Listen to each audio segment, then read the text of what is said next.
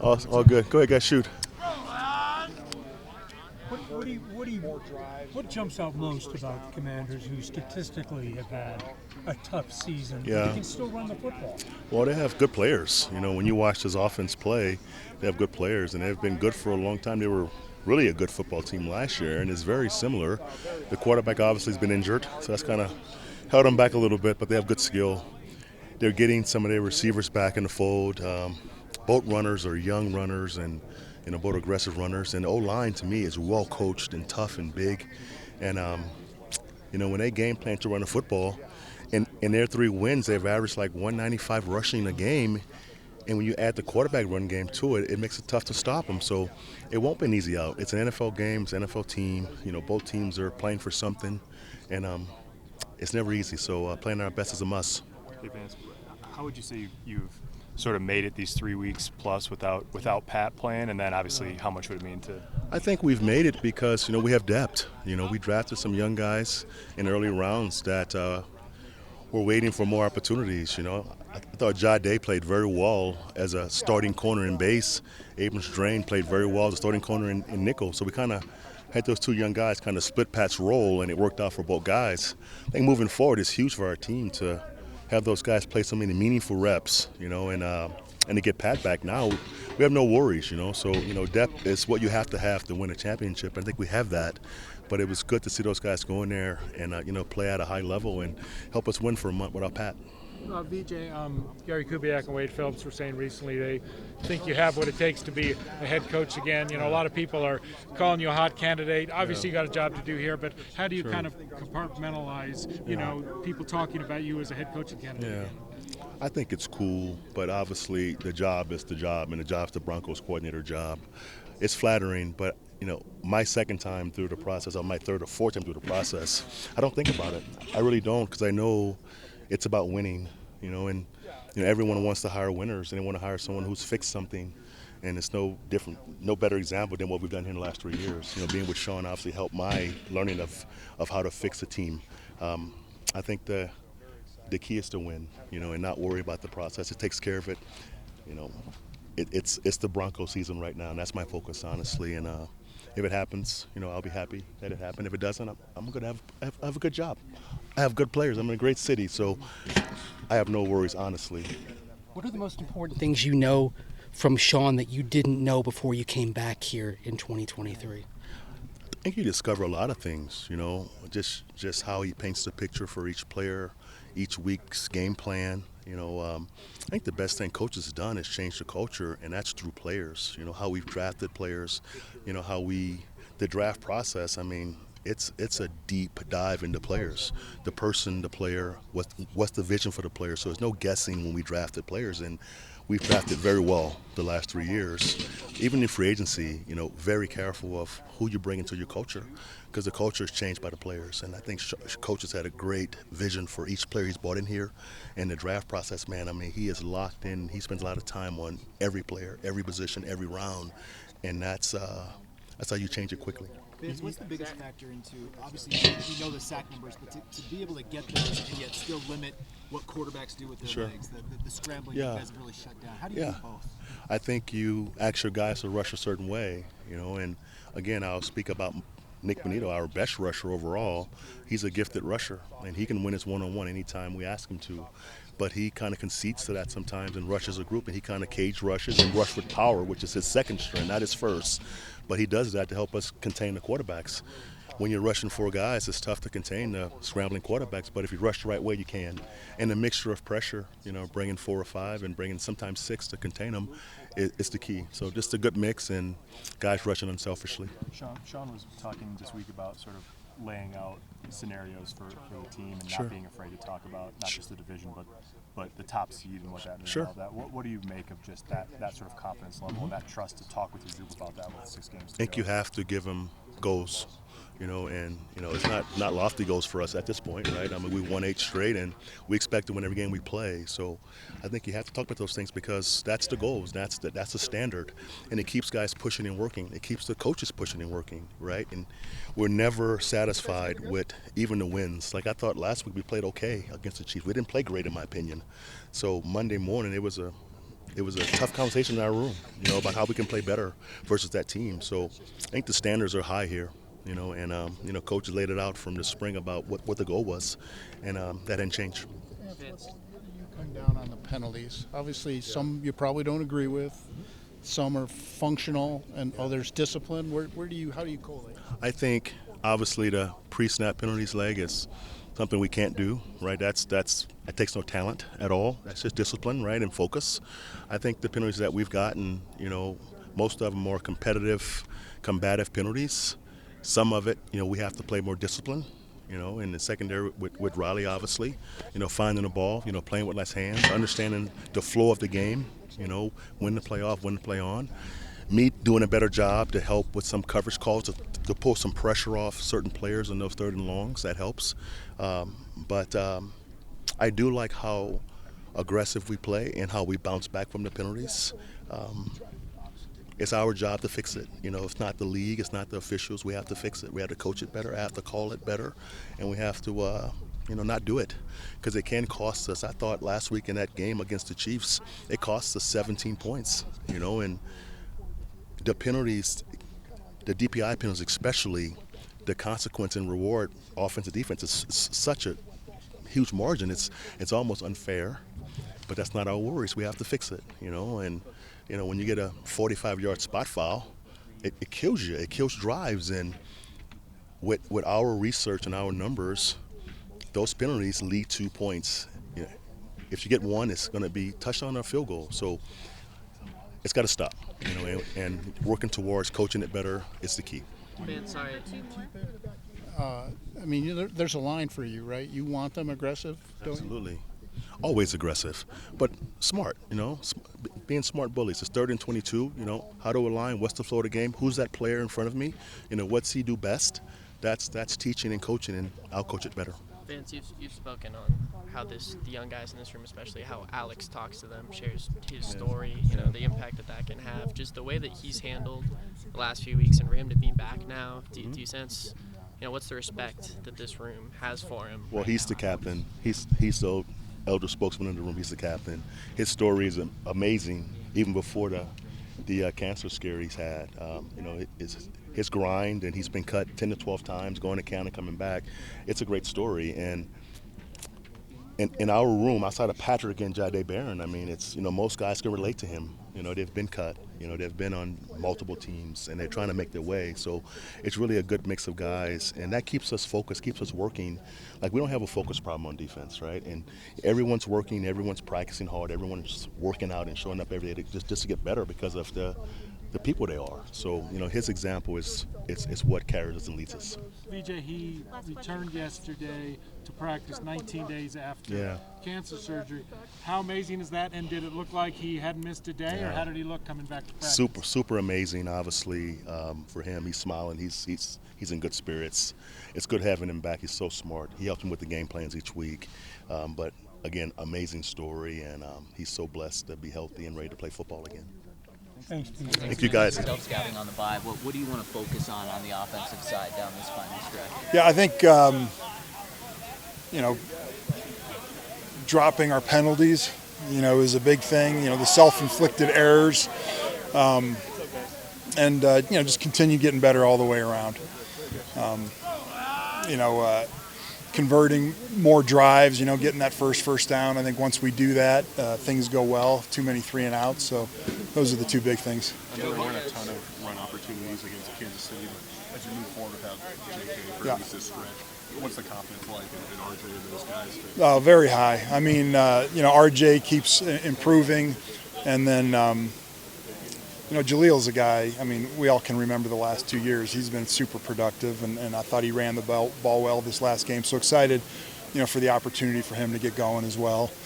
And we're real confident. Joe Vaughn might not be that every down guy that he was, but do you still see a player even at 36 that can for sure? Problems? Yeah, for sure. He's kind of a designated pass rusher, and he's still got it all in his body. So someone that we've got to be aware of and make sure that he's not ruining the game, because he's still got that ability.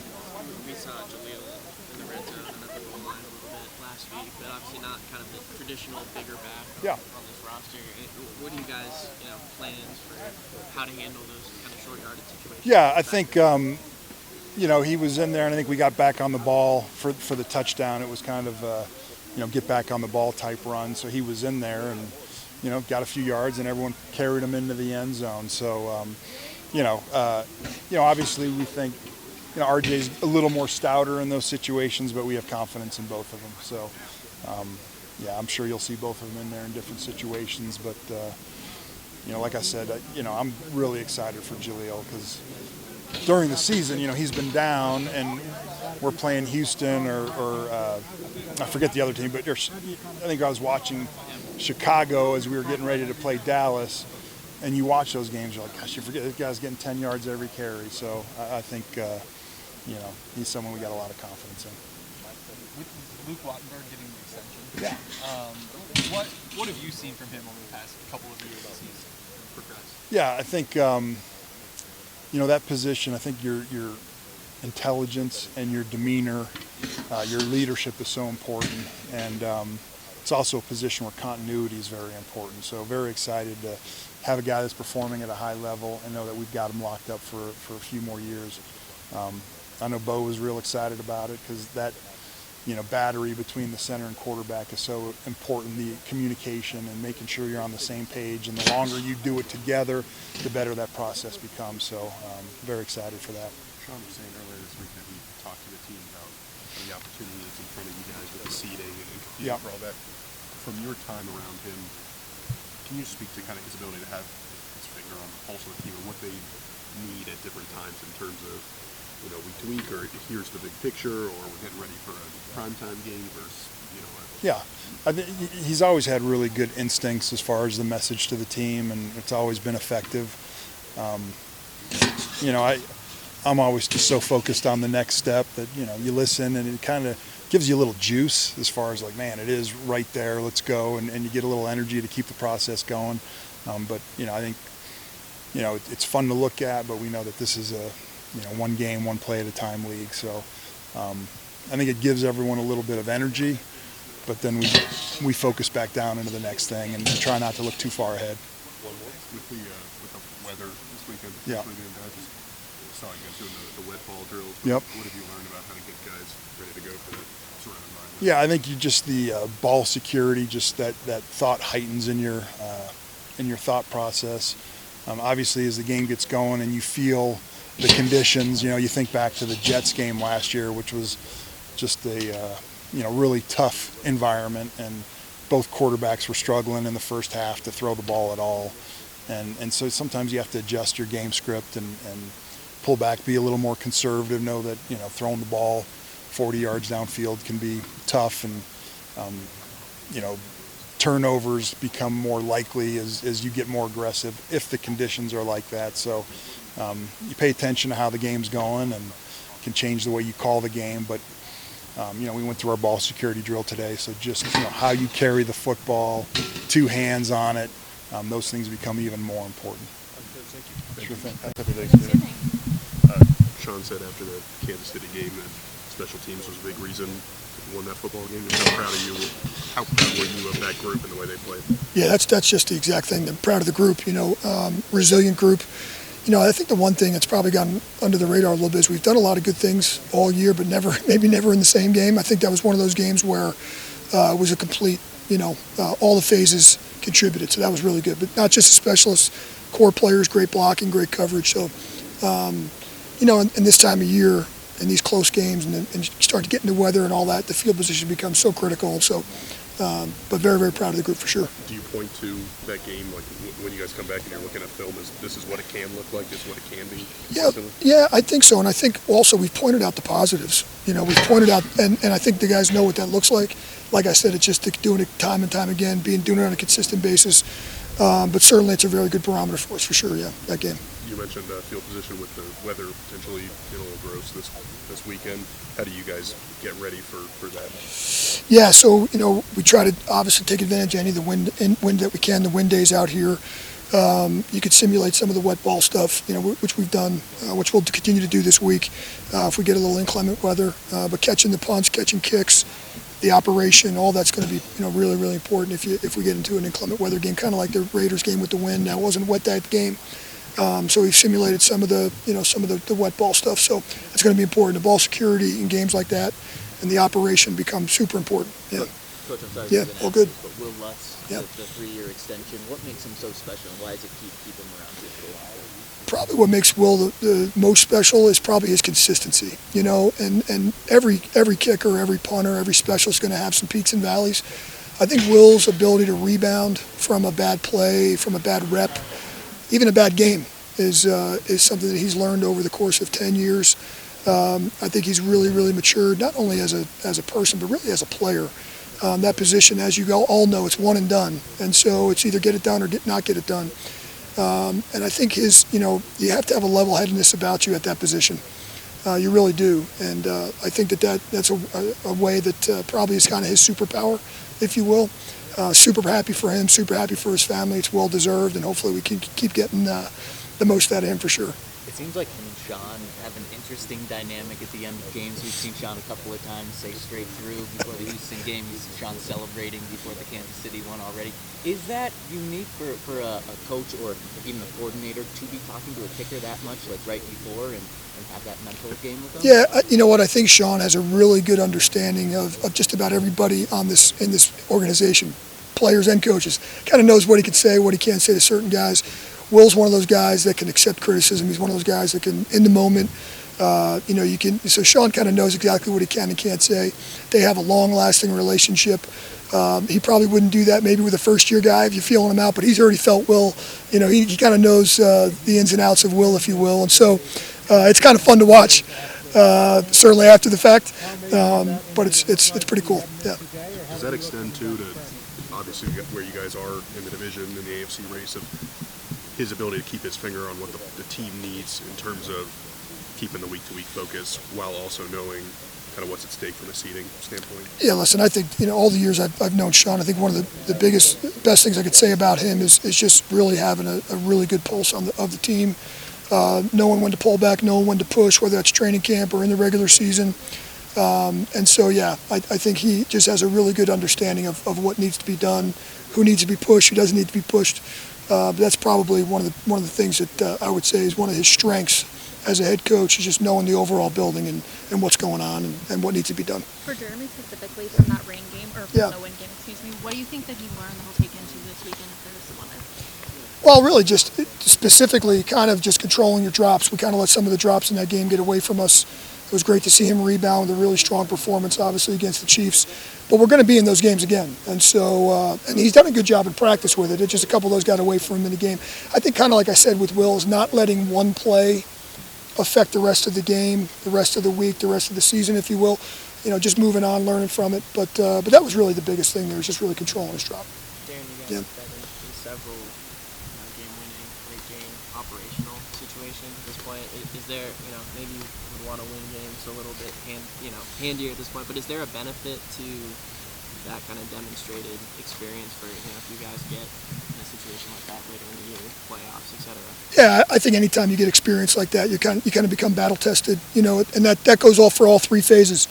Defensively having to get a stop, offensively having to get in a position to score, special teams having to, and it's not just the field goals. I think, Jeremy had a really good punt at the end in the fourth quarter to flip the field at the end of that game, and the return game, the coverage.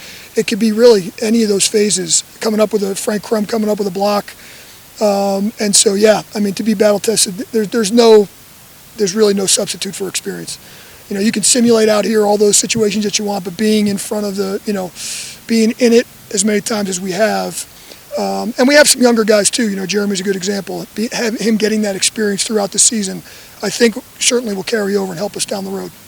Have you had an offensive tackle block a kick for you before? I can't say that I have. Maybe in college, but certainly not in the NFL. But kudos to Frank. It's something that about a month ago, him and I sat down, and he really was bought into it and really wanted to do it and worked at it. He was a little rusty the first couple times out, but really good for him. He's a team guy. You see him going in there and playing on field goal block. He's the big tight end sometimes. He's one of those guys. It's a really good team guy. No job too small for him, for sure. Thank you, Coach. Happy Thanksgiving. everybody.